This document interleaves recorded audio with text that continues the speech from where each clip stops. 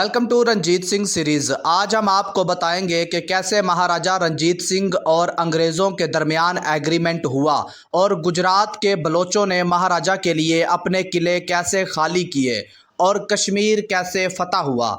महाराजा रंजीत सिंह की रियासत दिन ब दिन बढ़ रही थी तो उधर जमुना से पूरब तक ईस्ट इंडिया कंपनी आ चुकी थी। इन दोनों के बीच सतलुज के पार सिख सरदारों ने समाना में बातचीत की कि हम किसके साथ जाएं, महाराजा के साथ या ईस्ट इंडिया कंपनी के साथ। उन्होंने ईस्ट इंडिया कंपनी के साथ जाने का फैसला किया और उन सब छोटी छोटी रियासतों के सरदारों ने 1808 में मिलके एक लेटर दिल्ली में बरतानवी रेजिडेंट को भेजा। दिल्ली से लेटर कलकत्ता में गवर्नर जनरल के पास गया। इसी दौरान महाराजा को ये बात समझ आ गई कि उनको उन तमाम सरदारों से मोहब्बत से रहना होगा। अमृतसर में एक कॉन्फ्रेंस हुई जिसमें महाराजा ने उन तमाम सरदारों को यकीन दिलाया और मोहब्बत का मैसेज दिया, और इस हद तक मोहब्बत का मैसेज दिया कि महाराजा ने पटियाला के राजा से अपनी पगड़ी बदल ली।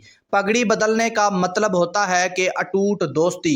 हिंदुस्तान में जब अंग्रेज़ों को नेपोलियन बोनापार्ट के उस प्लान का पता चला कि वो ईरान और तुर्की की मदद से हिंदुस्तान पे हमला करना चाहता है, तो इधर हिंदुस्तान में यूनिटी पैदा होनी शुरू हो गई। नेपोलियन से सब मिलकर मुकाबला करेंगे।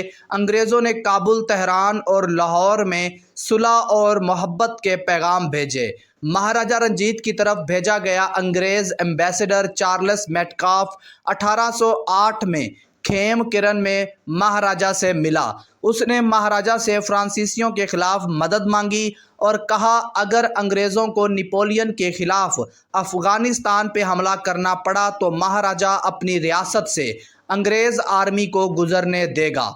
इस पर महाराजा ने कुछ कंडीशंस रखी कि अंग्रेज़ सबसे पहले तमाम सिख रियासतों को सरकारी तौर पर महाराजा के अंडर समझें, और अगर महाराजा और काबुल के बादशाह के दरमियान कोई जंग होती है तो अंग्रेज़ बीच में नहीं आएंगे।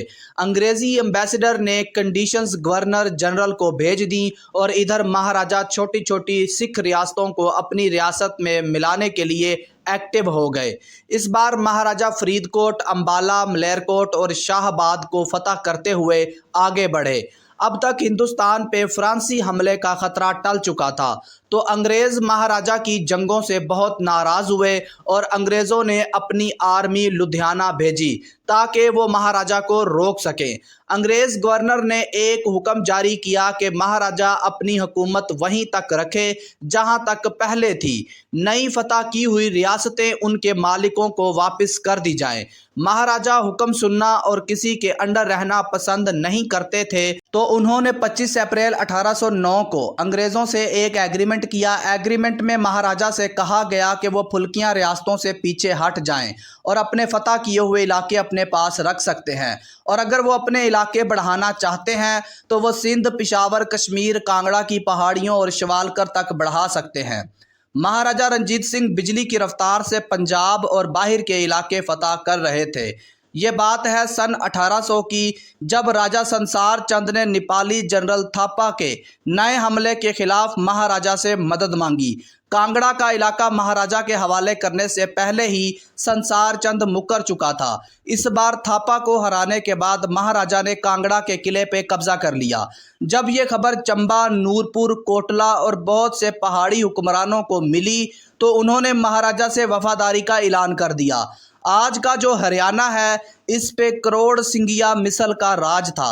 हरियाणा फतह करने के बाद राजा की बीवी को कुछ सामान दे दिया ताकि वो आसानी से ज़िंदगी गुजार सके।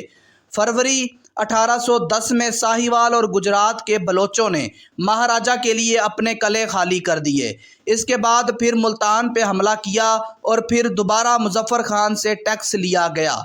जम्मू, वजीराबाद और डस्का भी महाराजा की रियासत में शामिल हो गए। ये सब इलाके महाराजा के अंडर आ गए, और उधर बहुत कोशिशों के बावजूद भी कश्मीर अभी तक फतह ना हो सका। महाराजा कश्मीर पे कब्जा करना चाहते थे ताकि शुमाल की तरफ से अपनी रियासत मजबूत कर लें। इस बार महाराजा 3 फौजें लेके कश्मीर में दाखिल हुए तो अफ़गानों को हर जगह शिकस्त हुई, तो महाराजा कश्मीर में दाखिल हो गए। 4 जुलाई 1819 को कश्मीर महाराजा के कब्जे में आ गया।